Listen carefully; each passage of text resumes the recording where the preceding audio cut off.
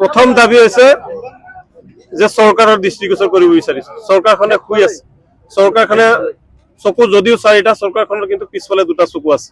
আগফালৰ চকুৰে কাৰোবাক চাই আৰু পিছফালৰ চকুৰে অকল মিয়া মুছলমান, ধৰ্মীয় সংখ্যালঘু, সাম্প্ৰদায়িক ইত্যাদি চাই আছে। যাৰ কাৰণে আজি তেওঁলোকৰ চকুৰ দৃষ্টিগোচৰ কৰিব ওলাইছো যে অসমৰ সংখ্যালঘু লোকসকল বৰ্তমান নিৰাপত্তাহীনতাত ভুগিছে।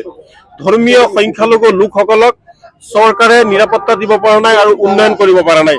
আপোনালোকে চাওক যে বৰ্তমান ভাৰতবৰ্ষৰ সংবিধান উলংঘা কৰি ভাৰতবৰ্ষৰ এই অসমত উজনি নামনি ভাগ কৰি নামনিৰ লোকসকলক উজনি অসমত যাবলৈ দিয়া হোৱা নাই।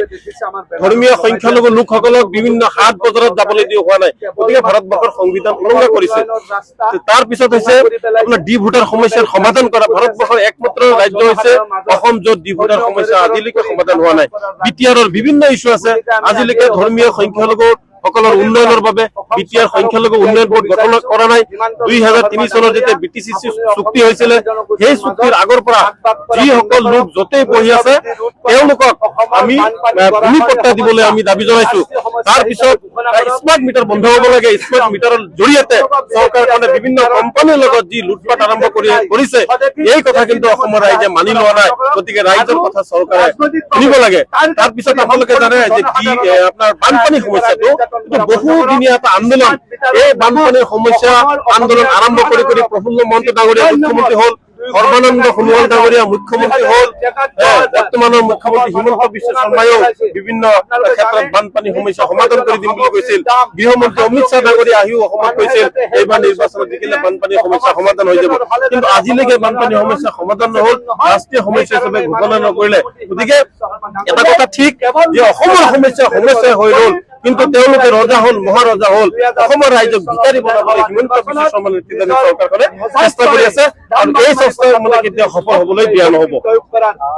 এইকেইদিন যদি আমি শেহতীয়াকৈ যেতিয়া ভীম কাণ্ড আৰম্ভ হৈছে তেতিয়াৰ পৰা যোৱাকালি তাৰিখলৈকে যদি 100টা মানে বেয়া ঘটনা ঘটিছে, তাতে কিন্তু হিন্দু লোকসকলৰ সংখ্যা বেছি। মোৰ তাত গোটেই ডাটা আছে, নাম পৰ্যন্ত লিখা আছে। যোৱাকালি কি হ'ল, যোৱাকালি ৰহাট আৰু ঢেকীয়াজুলিতো দুজনী ছাত্ৰীক দুজন শিক্ষকে সেইকেইটাতো মিয়া নহয়, সেইকেইটাতো আৰক্ষীয়ে কৰবাত তদন্ত কৰিবলৈ পুলিচ লৈ নাযায় বা কৰবাত ফুৰাবলৈ নাযায়, আৰক্ষী শিকলি চিঙিটো নাযায়। গতিকে অপৰাধীৰ পৰিচয় মিয়া মুছলমান হ'ব নালাগে।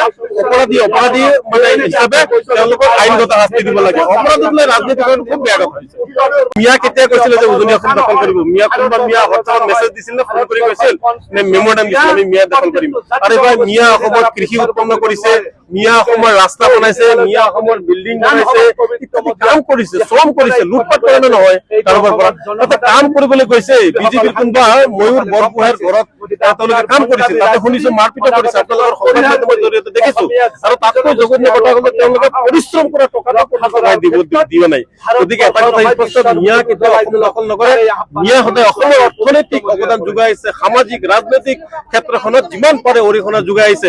নিজৰ ভাষা, কৃষ্টি, সংস্কৃতি, মাধ্যম আন্দোলন হওক, ভাষা আন্দোলন হওক, বহু মিয়াই কিন্তু নিজৰ জীৱন ত্যাগ দিছে।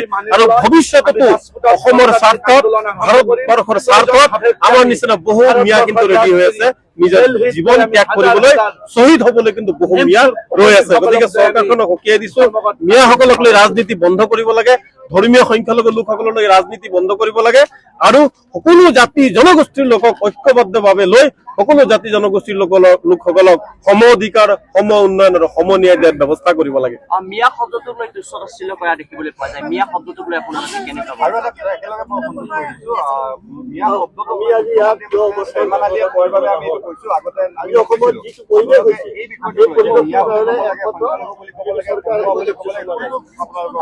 তাৰমানে চেয়াৰমেনে উল্লেখ কৰাৰ আগতে হয়তো মিয়া শব্দৰ অৰ্থ মুখ্যমন্ত্ৰী ডাঙৰীয়াই জানাই নাছিল।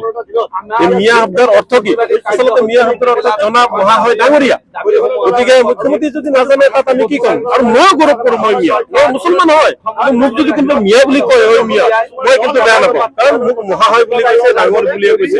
কোনোবাই যদি নিজৰ মুখেদি বেয়া ভাবি দিয়ে তেওঁ গম পাওঁ তেওঁ নিজে বেয়া, তেওঁৰ মাইণ্ডটো বেয়া। গতিকে মুখ্যমন্ত্ৰীৰ মাইণ্ডটো বেয়া, গতিকে তেওঁ মিয়া মিয়া কৰি আছে। যদি ভাল মনত থাকি নকৰিলে হয়, তেতিয়া উপলব্ধ নকৰিলে হয়, কাৰণ এজন অসমৰ মন্ত্ৰী, অসমৰ মুখ্যমন্ত্ৰী, তেওঁ মিয়াৰ মুখ্যমন্ত্ৰী, অমিয়াৰ মুখ্যমন্ত্ৰী, মুখ্যমন্ত্ৰী হিচাপে মুখ্যমন্ত্ৰীৰ দায়িত্ব পালন কৰিব লাগে।